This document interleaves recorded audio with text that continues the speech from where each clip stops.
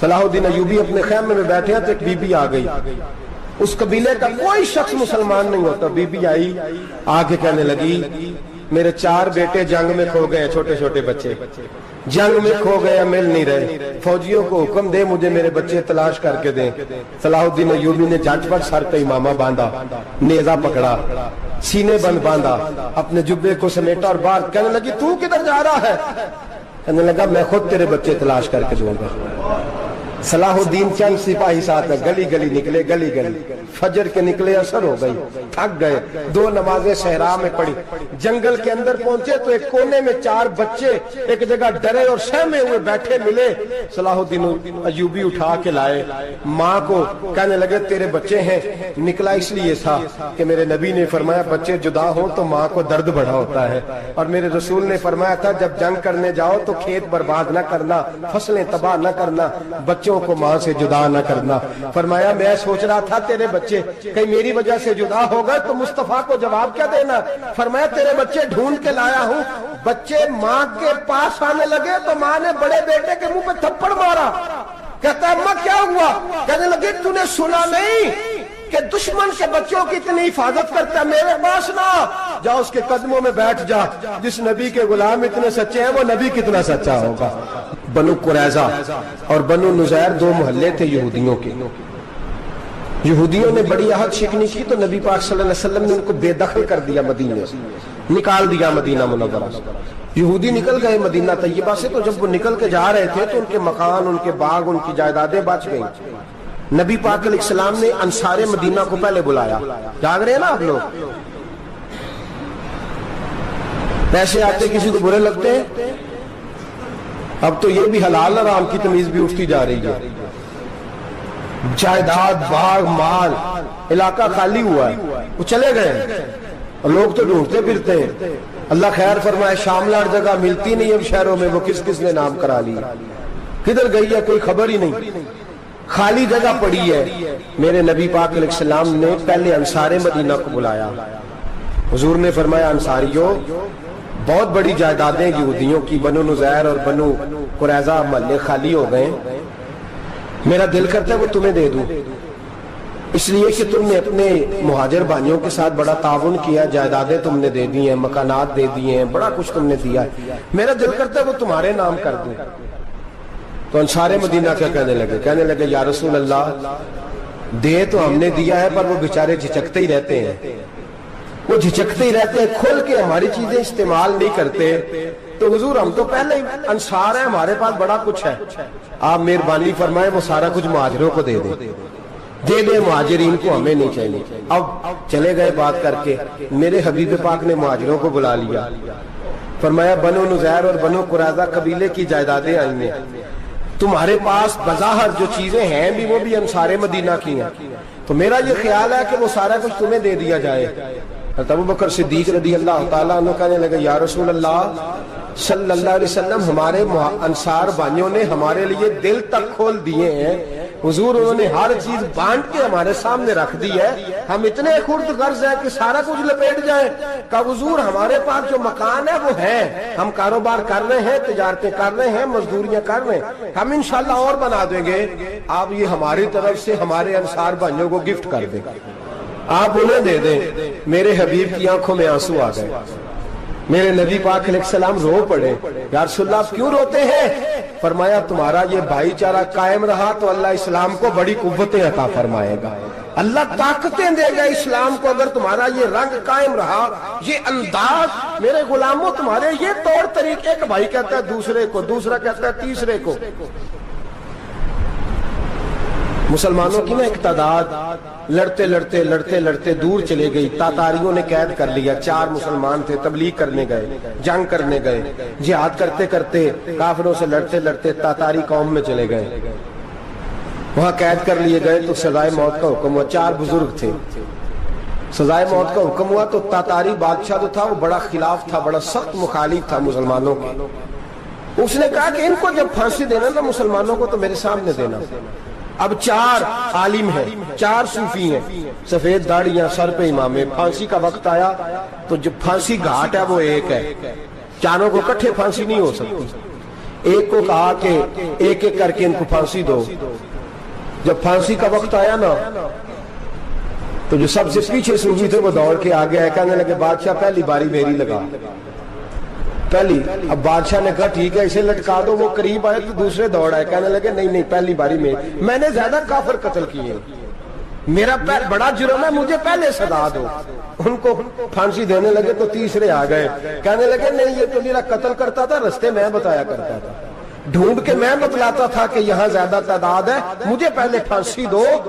تیسرے کے ساتھ بات ہو رہی تھی تو چوتھا دوڑا آیا, کہنے لگا یہ رستے بتاتا تھا, یہ تبلیغ کرتا تھا, یہ سارا کچھ کرتا تھا, لیکن کہا یہ کہتے تھے چلو واپس چلتے ہیں, میں جانے نہیں دیتا تھا, میں کہتا تھا اور کافر مارنے اور علاقے فتح کرنے, میرا جرم بڑا ہے, مجھے پہلے پھانسی دو. بادشاہ کہنے لگا مجھے 35 سال ہو گئے حکومت کرتے, بڑی دنیا کو پھانسی دی ہے, لوگ تو ایک دوسرے کو دھکے دیتے ہیں کہ پہلے تو جا پہلے تو جا, اور تم کیسی قوم ہو کہ ایک دوسرے پہ قربان ہو رہے ہو. کہنے لگا تم ایک باپ کی اولاد ہو, جاگ رہے آپ لوگ. تاتاری بادشاہ کافر بادشاہ اسلام کی مخالفت کر دیں, ایک باپ کی اولاد ہو کا نہیں, ایک قبیلے کے رہنے والے ہو کا نہیں, ایک ملک کے رہنے والے ہو نہیں. اس نے کہا رشتہ کیا ہے تمہارا, رشتہ کیا ہے؟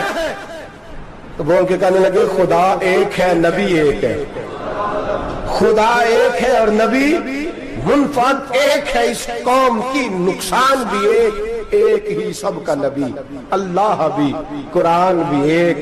کیا ہی اچھا تھا ہوتے اگر مسلمان بھی ایک, یوں تو سید بھی ہو مرزا بھی ہو افغان بھی ہو, تم سبھی کچھ ہو بتاؤ کہ مسلمان بھی ہو. فرمایا ہمارا اللہ ایک ہے نبی ایک ہے, تو کہا پھر ایک دوسرے پہ جان کیوں دیتے ہو؟ فرمایا ہمارے نبی نے ہمیں بھائی بھائی بنا دیا ہے, بھائی کا دل نہیں کرتا اس کی آنکھوں کے سامنے بھائی چلا جائے, ہمارا دل نہیں کرتا پہلے مجھے دے پہلے مجھے دے. بادشاہ کہنے لگا تمہارا جذبہ مجھے متاثر کر گیا, جاؤ میں تم چاروں کو آزاد کرتا ہوں, تمہیں آزاد کرتا ہوں. میرے دوستو یہ رنگ تھا, دیکھیں نا, یہ اس دھرتی نے نظام دیکھا ہے نا, اس فلک میں پہلی بار دیکھا, اس زمین نے پہلی بار, اور میرے حضرت صاحب فرمایا کرتے تھے زمین تڑپ کے روئی, اس نے پہلی دفعہ دیکھا. احد کا میدان ہے, 3 صحابہ تپتی ہوئی زمین پہ زخموں سے چور چور پڑے ہیں. حضرت انس بن نضر رضی اللہ تعالیٰ عنہ پانی کا پیالہ لے کے پہنچے, ایک زخمی سے کہا تجھے پانی پلانا ہے, تو کہنے لگا میرے زخم تھوڑے ہیں, وہ جو ساتھ پڑا اس کے زخم گہرے ہیں, پہلے اسے پانی پلا دے, جا اسے دے دے. اس کے پاس پہنچے تو وہ کہنے لگا وہ مجھ سے پہلے گرا تھا, اس کا زخم زیادہ گہرا ہے, اسے پانی پلا. تیسرے کے پاس گئے تو کہنے لگا چوتھا تڑپ زیادہ رہا ہے, اس کی عمر زیادہ ہے, میں تو جوان ہوں برداشت کر لوں, بڑھاپے کی وجہ سے نڈھال ہو گیا, پہلے اسے پانی پلا. چوتھا کہنے لگا 5ویں کے پاس جا, 5واں کہنے لگا 6ٹھے کے پاس جا. حضرت انس بن نضر کہتے میں رو پڑا, میں نے کہا محمد کی غلاموں, رسول نے تمہیں کیسا جذبہ دے دیا ہے, زبانیں پیاس سے باہر ہے لیکن تمہاری اخوت مرتے دم تک قائم ہے. کہتے میں 7ویں کے پاس گیا تو کہنے لگا اگر 6 قربانی دے سکتے ہیں تو مجھے خود غرض نہ سمجھ, میں نے نہیں پانی پینا, جا پہلے کے پاس لے جا. کہتے میں پہلے کے پاس آیا تو روح پرواز کر گئی, دوسرے کے پاس آیا تو روح پرواز کر گئی, میں 7ویں تک آیا تو انتقال کر گئے. کہتے ہیں پانی کا پیالہ میں نے اٹھایا اور میں نے زمین پہ رکھا تو میں نے کہا پانی گواہ رہنا, محمد کے غلام مر تو جاتے ہیں پر ایک دوسرے کا خیال بڑا رکھا کرتے ہیں, گواہ رہنا یہ مر جایا کرتے لیکن ایک دوسرے کا درد. میرے دوستو لٹا ہوا برما, روتے ہوئے مسلمان, سسکیاں اور آہیں لیتی ہوئی مائیں پوچھتی ہیں اے خاصا اے خاصان رسول وقت دعا ہے, امت پہ تیری آ کے عجب وقت پڑا ہے. وہ دین جو بڑی شان سے نکلا تھا وطن سے, پردیس میں وہ دین آج غریب الغربا ہے. فریاد ہے اے کشتی امت کے نگہباں, بیڑا یہ تباہی کے قریب آن لگا ہے. اور کیا خوبصورت جملے کہے تھے کہ نبی پاک صلی اللہ علیہ وسلم نے, حضور نے فرمایا تھا میرا مومن ایک جان کی طرح ہوتا ہے, ایک جان کی طرح ہوتا ہے, ایک کو تکلیف ہو جسم کے ایک حصے کو, سارا حصہ پریشان ہوتا ہے. فرمایا یہ ایک مکان کی طرح ہے, ایک اینٹ دوسری اینٹ کو مضبوط کرتی ہے. فرمایا یہ مضبوط لوگ ہیں, یہ مضبوط لوگ. حضرت عمر فاروق کا زمانہ ہے, ایک آدمی نے سیری بھیج دی, ایک گھر میں بطور تحفہ، قحط کا زمانہ تھا، گوشت ملتا نہیں تھا، جانور، ایک آدمی نے سری بھیج دی ایک آدمی کے گھر میں۔ اس نے کیا کیا؟ اس نے اپنی بیوی سے کہا ہماری تو خیر ہے، ساتھ والا پڑوسی زیادہ غریب ہے، ادھر نہ بھیج دے، یہاں گندم امیر شہر کی ہوتی رہی خراب اور بچی کسی فقیر کی فاقوں سے مر گئی، کہا ساتھ والے پڑوسی کے گھر سے میں کئی دنوں سے بھوک کی آوازیں، وہاں بھیج دے۔ اس کے گھر گئی تو اس کی بیوی شوہر کو مشورہ دیتی ہے، کہتی ہے میرے بچے تو دلیر ہیں، ساتھ والے کے چھوٹے ہیں، وہ گزارا نہیں، ادھر نہ بھیج دیں۔ ادھر گئی، ایک روایت ہے 7 گھر، ایک روایت ہے 21 گھر، 21 گھروں میں گھومتی ہوئی وہ سری پھر پہلے کے گھر میں آ گئی، اور پہلا صحابی کہنے لگا صرف تو نے ہی محمد کا کلمہ نہیں پڑھا، باقی بھی اس نے بھی پڑھا ہوا ہے، صرف تو نے ہی رسول اللہ سے یہ درس نہیں لیا، باقیوں نے بھی لیا ہے، اور صرف تیرے اندر ہی جذبہ اظہار نہیں، تو ہی صرف مسلمانوں سے پیار نہیں کرتی، سارے ہی پیار کرتے ہیں۔ وہ سری پھر آ گئی، اب کیا کرنا ہے؟ اب کیا کرنا ہے؟ تو امام نبوی نے لکھا ہے، وہ کہنے لگی کرنا کیا ہے، پکاؤں گی میں اور کھائیں گے 21 گھر، پھر بھی اکیلے نہیں کھائیں گے، پکاؤں گی میں اور کھائیں گے 21 گھروں کے مطابق شوربہ پکا، اور پھر برتن میں ڈال کے وہ بی بی ایک ایک گھر کا دروازہ کھٹکھٹاتی ہے، کہتی ہے مصطفیٰ کے غلاموں نکلو باہر اور کھاؤ، اس لیے کہ جس نبی نے مجھے پیار کا حکم دیا اسی نے تمہیں بھی پیار کرنا سکھایا ہے، یہ رنگ چشم فلک نے سکھایا ہے۔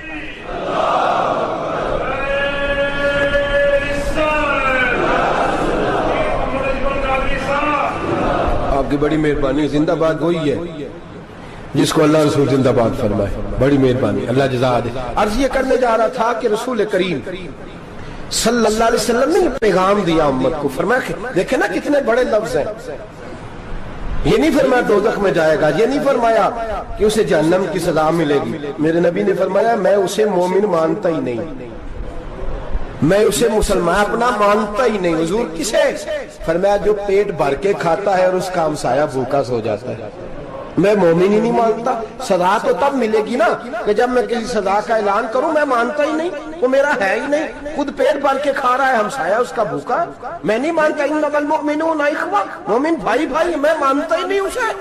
اور میرے حبیب پاک اتنے بڑے لفظ حدیث میں اور کہیں نہیں ملیں گے آپ کو، اتنے بڑے جملے کہیں نہیں ملیں گے۔ میرے نبی پاک نے فرمایا اللہ کہے گا قیامت کے دن، کون؟ اتنے بڑے لفظ حدیثوں میں ملتے نہیں جتنے یہ ہیں۔ حضور نے فرمایا رب فرمائے گا بندے سے کہ میں تیرے پڑوس میں بھوکا تھا، تو نے مجھے روٹی کیوں نہیں کھلائی؟ کون کہہ رہا ہے؟ اللہ کہہ، میں بھوکا تھا تو نے روٹی نہیں دی، میں ننگا تھا تو نے کپڑا نہیں دیا، میں پیاسا تھا تو نے پانی نہیں پلایا، میں بیمار تھا تو تیمارداری۔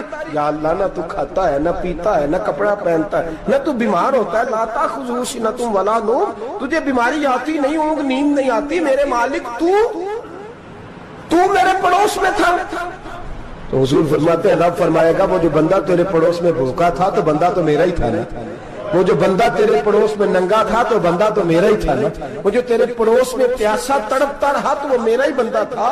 تو دوائی لینے جائے تو بڑے اسپتال میں اور اس بیچارے کو 20 روپے پرچی کے بھی میسر نہ آئے تو میرا ہی بندہ تھا۔ میرے دوست خیال کر اور یاد رکھ، یہ جو ہمسائے ممالک میں ظلم ہوتے ہیں، زیادتیاں ہوتی ہیں، ہمارے گھر کا پنکھا اچھا چلتا ہے، ہم جلوس اس وقت نکالتے ہیں جب ہماری لائٹ بند ہوتی ہے، ہم جلوس اس وقت نکالتے ہیں جب ہمارا ایسا جو ہمیں تنگ کرتا ہے، ہم اس وقت درد محسوس کرتے ہیں جب ہمارے گھر تک آگ آ جاتی ہے۔ یہ جو باہر آگ جل رہی ہے یہ تیرے گھر بھی آ سکتی ہے، یہ جو باہر فساد ہو رہا ہے یہ تیرے دروازے تک آ سکتا ہے۔ میرے رسول پاک نے ایک جان، مسلمان کو ایک جان قرار دیا۔ مجھے بتائیے انگلی کو کٹ لگ جائے، مسلمان ایک جان ہے نا، انگلی کو لگ جائے کٹ، دماغ کہتا ہے میں نے نہیں سوچنا اس کے بارے میں نے اس کے درد کو محسوس ہی نہیں کرنا، انگلی کی درد ہے انگلی جانے، اس کا کام جانے، ایسے ہی ہوتا ہے نا۔ بولے پیروں سے کہتے ہیں، انگلی کہتی ہے چل ڈاکٹر کے پاس، پیر کہتے ہیں نہیں میں نے نہیں جانا، انگلی کا کام ہے انگلی جائے، ایسے ہی ہے نا۔ دل سے کہتے ہیں تو تڑپ تھوڑا سا، انگلی کو درد ہے، کہتے میں کو تڑپوں، انگلی کا ماما انگلی جانے، اس کا کام جانے۔ ٹیلی فون کرنا ہے ڈاکٹر صاحب کا پتہ کرنا ہے تو کان کہتے ہیں میں نے نہیں بات سننی ڈاکٹر صاحب کی، زبان کہتی ہے میں نے نہیں بولنا، انگلی جانے، ایسا ہوتا ہے۔ پیر احتجاج کر دے کہ میں نے ڈاکٹر کے پاس، میں کیوں چکر کھاتا پھروں ڈاکٹر کی دکان کی، انگلی کو درد ہے انگلی جانے، ایسا ہوتا ہے۔ بھئی میرے رسول پاک نے فرمایا مسلمان ایک جان ہے، تو درد برما کے مسلمانوں کو ہو رہا ہے تو پاکستانی کہہ رہے ہیں کوئی بات نہیں، وہ جانے ان کا کام جانے، ایک جان ہے نا، درد ہونا چاہیے، تکلیف ہونا چاہیے۔ پھٹے پہ باتیں ہوتی ہیں اس موضوع پہ، اسمبلی پہ گفتگو ہوئی ہے اس موضوع پہ، آپ کی صوبائی اسمبلیاں اس موضوع پہ بولی ہیں، آپ کے کونسل اس موضوع پہ بولے، ہم تو اپنی اپنی سیاستیں، اپنے اپنے تماشے، اپنے اپنے چکروں میں لگے ہوئے۔ وہ دریا کے اندر سسکتے مسلمان، بنگالی کہتے ہیں ہمارے نہیں، برمی کہتے ہیں ہمارے نہیں، پاکستانی کہتے ہیں ہمارے نہیں، ترکی کہتے ہیں وہ کس کے ہیں؟ وہ کس کے ہیں؟ وہ اللہ کے بندے ہیں، محمد عربی کے غلام ہیں صلی اللہ علیہ وسلم۔ لیکن میرے دوستو کیا ہمیں کیا غرض ہے، وہ جانے ان کا کام جانے۔ یہ جب تیرے پیروں تک آگ آئے گی پھر تجھے پتا چلے گا یہ بڑی سخت آگ ہے۔ آج جس کافر نے برما پر عرصہ دراز تنگ کیا ہے، مسلمان تھوڑے تھوڑے مفاد لینے کی خاطر نا، بنو عباس اور بنو امیہ کی جنگ چل رہی تھی، بنو عباس جو تھے وہ غالب آ گئے، بنو امیہ جو تھے ان کی حکومت ختم ہو گئی، تو عیسائیوں نے بنو امیہ سے کہا کہ ہم تمہارے ساتھ تعاون کرتے ہیں، ہم تمہارے ساتھ تعاون کرتے ہیں اور بنو عباس پہ غلبہ پا کے تمہیں حکومت دلاتے ہیں۔ بنو امیہ بڑی جدوجہد کر رہے تھے بادشاہی کے لیے، لیکن انہوں نے کہا کہ ہم لڑ رہے ہیں، کوشش کر رہے ہیں، لیکن ہمیں کسی کافر کی مدد کی ضرورت نہیں، ہم جتنا مرضی لڑیں لیکن کافروں کے ہاتھوں بنو عباس کو مروانے کو ہم تیار نہیں ہیں۔ ہمیں خبردار، تمہارا آپس کا معاملہ ہے، ہم خود نمٹ لیں گے، تمہیں اجازت نہیں دیتے تم اندر کودو اور کود کر کے تم فسادات پیدا کرو اور مسلمانوں کے اندر تقسیم کرو۔ میرے دوستو مسلمان کو سوچنا چاہیے، سوچ بڑی رکھنی چاہیے، گھر کی جنگ سے نکل آ، اب بہو ساس کے جھگڑے سے باہر آ جا، اب محلے کی سیاست چھوڑ کے باہر کا سوچ، اب اسلام کو تیری حاجت ہے۔ اب پوری دنیا جب مسلمان کو دیکھے نا، فیس بک یوز ہوتی ہے، اس پہ نوجوان جب اسلام کی بات کرنے لگے گا، اس پر جب بڑا اسلام کی بات کرنے لگے گا، پوری دنیا میں پیغام جائے گا کہ مسلمان اب جاگنے لگا ہے، مسلم خوابیدہ بیدار ہونے لگا ہے، اب اس کی آنکھیں کھلنے لگی ہیں، اب یہ اپنے مذہب کی بات کرتا ہے، اب یہ اپنے ملک سے، صوبے سے، برادری سے نکل کر بولتا ہے، اب یہ کہتا ہے کہ بازو تیرا توحید کی قوت سے کبھی ہے، اسلام تیرا دیس ہے، تو مصطفی ہے، اب یہ بڑی سوچ رکھتا ہے، اب یہ عالمی بات کرتا ہے۔ میرے دوستو ہمارا تو حال یہ ہے، امام اعظم ابو حنیفہ کا فتویٰ ہے، آپ فرماتے ہیں جو مولوی عالمی حالات سے باخبر نہ ہو وہ جمعے کی تقریر نہ کرے، وہ مسلمانوں کی رہنمائی نہیں کر سکتا۔ عالمی حالات سے جو خبردار نہ ہو، تو جس کو چھٹی ہو جائے تو نے ختم نہیں پڑھا، دوڑ جا مسجد سے، تو ختم نہیں پڑھتا ہمارے، تجھے پتہ ہی نہیں تو کہاں رہتا ہے، بھاگ جا۔ وہ عالمی حالات پہ بات کرے گا، کیونکہ بیچارے کو تو پتا میری سویرے چھٹی ہو جانی، سیاست کا لفظ چھیڑا نہیں تو میں گیا نہیں۔ یاد رکھے وہ جو بیداری ہے، وہ جو اعلیٰ ظرفی ہے، وہ جو بڑی سوچ ہے، وہ جو ملت کی سوچ ہے، وہ جو قومیت کی سوچ ہے، وہ جو آگے بڑھنے کا زاویہ ہے، وہ تو اندر، اقبال کہتا ہے گلا تو گھونٹ دیا اہل مدرسہ نے تیرا، گلا تو گھونٹ دیا اہل مدرسہ نے تیرا، تجھے تو مدرسے والوں نے پلیٹ پکڑا دیا ہے کہ جا سویرے لنگر کٹھا کر کے لا اور دوپہر کو روٹیاں مانگ کے لا اور دیکھ آج مرا کون ہے، ختم کس کا پڑھنا ہے، تو گلا تو گھونٹ دیا اہل مدرسہ نے تیرا، اب کہاں سے آئے گی صدا لا الہ الا اللہ، تو گھونٹ دیا تیرا گلا، تو کیسے بڑی بات کرے گا؟ بڑی بات کے لیے بڑی سوچ چاہیے، بڑی تگودو چاہیے، بڑی کوشش چاہیے، بڑا حوصلہ چاہیے۔ مسلمان چھوٹی چھوٹی لڑائی میں، چھوٹی چھوٹی جنگ میں، ایک دکاندار دوسرے دکاندار سے لڑ رہا ہے، گلی والا دوسری گلی والی سے لڑ رہا ہے، محلے والا محلوں پہ اعتراض، ایک شہر میں رہنے والے میں نے دوسرے محلے پہ اعتراض کرتے دیکھے۔ یقین کریں ایک شہر میں رہنے والے، علاقے میں بسنے والے کہتے ہیں بھائی توبہ ہے اس محلے تو اللہ ہی بچائے، لا حول ولا قوت۔ وہ جو تقسیم در تقسیم کی سوچ ہے، اس نے چھوٹے چھوٹے ٹکڑوں میں مسلمانوں کو بانٹ دیا ہے، چھوٹی چھوٹی تقسیم ہے، چھوٹا چھوٹا ہمارا مزاج ہے، چھوٹی سوچ ہے، بڑی سوچ کی بات سنیے۔ صلاح الدین ایوبی، جاگ رہے ہیں نا آپ لوگ؟ تو آخنا حضرت صاحب ایڈی وڈی گل چھیڑ چھڑی ہے، یہ مطلب ہی کون نہیں، کنے برما جانا ہے تو کنے مدد کرنی ہے۔ میں تو بھائی فریضہ سر انجام دے رہا ہوں۔ میرے نبی نے فرمایا برائی کو یا ہاتھ سے بدل، ہاتھ سے نہیں بدل سکتا تو زبان سے تو بولنا، تو میں معذور ہوں، کمزور آدمی ہوں، ہاتھ سے بدلنے کی طاقت نہیں رکھتا، تو دوسرے درجے پہ تو مجھے عمل کرنے دو نا۔ اثر کرے نہ کرے سن تو لے میری فریاد، نہیں ہے داد کا طالب یہ بندہ آزاد، رونے تو دو، تڑپنے تو دو، آہیں تو بہانے دو، سسکیاں تو لینے دو، مار کھائیے تو تڑپنے تو دو۔ وہ قرآن پاک برما میں پابندی لگی ہے تو میں یہاں سوچنے لگا ہوں کہ وہاں تو پابندی لگی ہے، یہاں پہلے لوگ کوئی نہیں پڑھتی۔ معاذ اللہ تعالیٰ حالات دن پہ دن مسلمانوں کے لیے ایک ایک کر کے، افغانستان میں جو آگ لگی تھی پھر وہ عراق میں بھی لگی، پھر وہ لیبیا میں بھی لگی، پھر وہ مصر میں بھی لگی، پھر وہ یمن میں بھی لگی، سعودی عرب میں دھماکے ہوئے، میرا دل تڑپا ہے، مجھے پریشانی ہوئی، میں بچے پاس تھے، میں بڑا ڈسٹرب ہوا، میں نے کہا یار یہ ہمارا سب کا اجماعی عقیدت کا مرکز ہے، ہم کم از کم ہزار اختلاف کے باوجود کہا کرتے تھے کہ عرب میں امن ہے یار، وہاں سکون ہے، وہاں دکانیں کھلی چھوڑ کے لوگ چلے جاتے ہیں، وہاں بھی فساد ہونے لگا، وہاں بھی آگ بڑھ گئی ہے، لیکن ہم صرف چھوٹی چھوٹی کر کے جب آگ بجھانے کی کوشش کریں گے اس وقت آگ نہیں بجھے گی، جب ہر آدمی اپنے پیالے میں پانی لے کے آئے گا، ہر شخص اپنے گھر کی نل چلائے گا، ہر شخص نلکا چلائے گا اور پانی نکال کے یہ آگ بجھائے گا، تب یہ آگ بجھے گی۔ ہر آدمی کو کردار سوچ بڑی کریں، نظریہ بڑا کریں، ملت کی بات کریں، مسلمان ہو کے سوچیں، مسلمان ہو کے سوچیں، خدا را نکلیں یہ گھر کے جھگڑوں سے، تھوڑی دیر کے لیے اپنے آپ کو بڑا کریں، بڑی سوچ آپ بنائیں، جب دوستیاں لگائیں، یارانے لگائیں، پھر چھوٹے موٹے حساب سے بچیں۔ بابا بلے شاہ صاحب فرماتے کورے ورک کتاب نہیں ہوندے، کورے ورک کتاب نہیں ہوندے، پتھر دل گلاب نہیں ہوندے، او بلیا یاری سوچ کے لائیں، یارا نال حساب نہیں ہوندے۔ پھر ذرا نکلے اس حساب کتاب سے باہر، بلیا یاری سوچ کے لائیں، یارا نال حساب نہیں ہوندے۔ پھر ذرا بڑا ذہن کرے، چھوڑے اپنے حساب، وَيُبْصِرُونَ عَلَىٰ أَنفُسِهِمْ وَلَنَبْلُوَنَّكُمْ بِشَيْءٍ مِّنَ الْخَوْفِ وَالْجُوعِ وَنَقْصٍ مِّنَ الْأَمْوَالِ وَالْأَنفُسِ وَالثَّمَرَاتِ۔ پھر حساب کتاب سے نکلے، پھر امام علی مقام کی طرح یہ سوچ بنائے کہ حسین کے بچے چلے جائیں تو کوئی حرج نہیں، امت پر آنچ نہیں آنی چاہیے۔ ایک امام علی مقام، کل تک امام میدان میں کھڑے تھے تو اکیلے تھے، لیکن آج پوری دنیا کہتی ہے حسین ہمارا ہے، حسین ہمارا ہے۔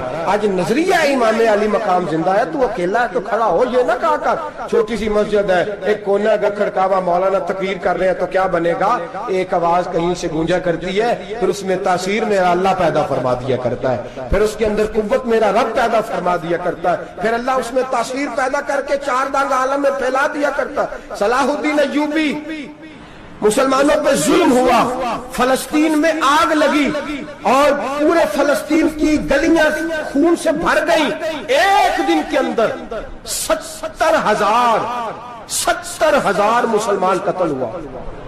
گھوڑوں سے سڑکوں پہ چلا نہیں جاتا تھا، گھوڑے پھسلتے تھے، اتنا خون تھا، اور کچی سڑکیں تھی، اتنا خون تھا، پہلے کچی زمین نے خون پیا، پھر خون اس سے باہر آیا، پھر بھی اتنا 70,000 آدمی قتل ہوا۔ صلاح الدین ایوبی کون تھے؟ میرے غوث اعظم جیلانی کے مدرسے کے طالب علم تھے۔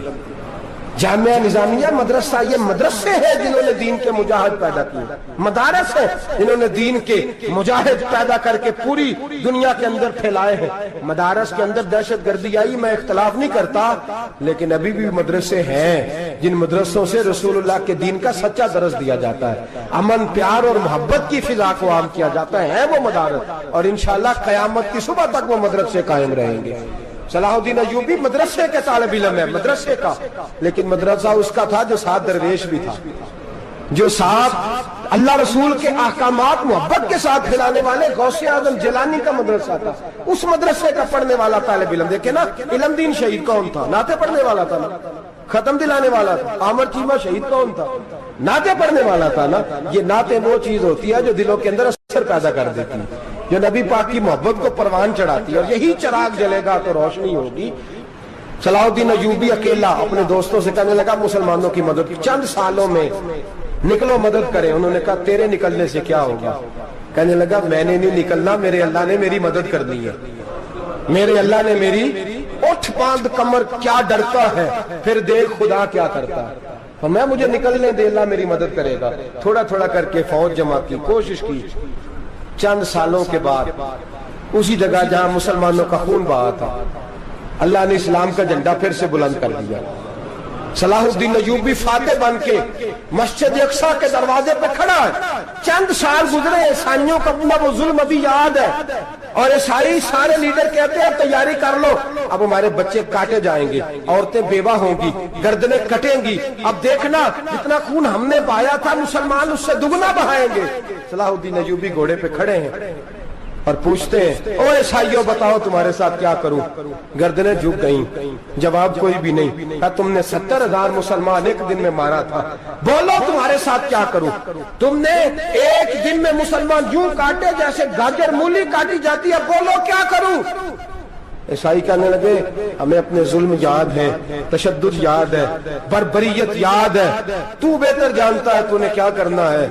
صلاح الدین ایوبی گھوڑے پہ فاتح کھڑا ہے، آنکھوں میں آنسو آئے، تڑپ کے رویا، کہنے لگا میں تمہارے ساتھ وہی سلوک کروں گا جو میرے مصطفیٰ نے قریش مکہ کے ساتھ فرمایا تھا.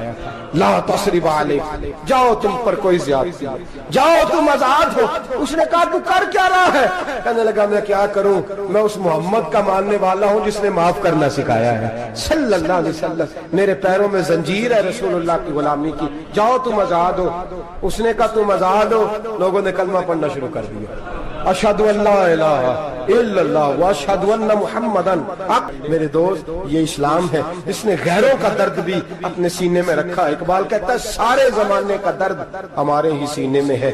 برما کا مسلمان ہو یا عراق، لیبیا، افغانستان، کشمیر کا مسلمان ہو، میرے دوست وہ غیر نہیں ہے، وہ تیرا اپنا ہے. اس کا رنگ نہ دیکھ، اس کی بولی نہ دیکھ، اس کا قبیلہ اور علاقہ نہ دیکھ، دیکھ کہ وہ تیرے رسول کا کلمہ پڑھتا ہے، وہ دیکھ کہ وہ کعبے کی طرف منہ کر کے نماز پڑھتا ہے، دیکھ کہ تیرا اور اس کا نصاب زندگی قرآن ایک ہے. میرے دوست کچھ نہیں کر سکتا تو دعا تو کر دیا کر، کچھ نہیں کر سکتا تو التجا تو کر دیا کر. اللہ کے حضور یہ تو کہا کر کہ اللہ مسلمان جہاں بھی ہیں تو ان کی مدد فرما، اللہ مسلمان جہاں بھی ہیں تو ان کی غیبی امداد فرما. یہ دعا تو میرے دوست ضرور کیا کرو. سوچ بڑی کریں، جب بھی آپ بولیں، جب بھی آپ لکھیں، جب بھی کسی سے بات کریں تو بحیثیت مسلمان کے بات کریں، بحیثیت ایک نبی پاک کے غلام کے بات کریں. اپنی زندگی اس انداز میں ترتیب دیں کہ پہلے آپ مسلمان ہیں، اس کے بعد آپ کچھ اور ہیں. پہلے اسلام کی بات کریں، بڑی بات کریں، بڑے حوصلے کی بات کریں، پھر اسلام کو قوت ملے گی، پھر بیداری امت کو نصیب ہوگی. اللہ کریم برما کے مسلمانوں کو اپنی رحمت کی ٹھنڈی چھاؤں نصیب فرمائے، ہمیشہ مدحت خیر الانام میں گزرے. دعا ہے یہ عمر درود و سلام میں گزرے.